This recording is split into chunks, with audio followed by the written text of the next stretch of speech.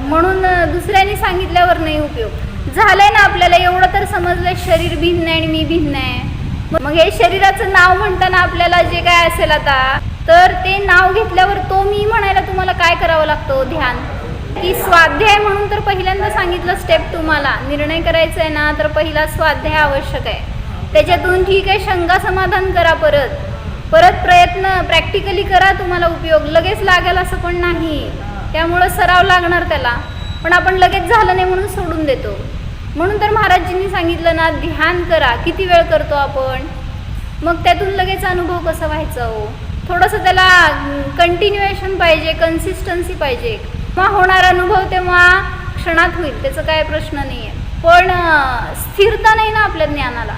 इतकी अस्थिरता, इतकी व्यग्रता असते आणि त्याच्यामुळं मग कसं उपयोग, कसं समजणार की मी कोण आहे आणि काय आहे माझं स्वरूप?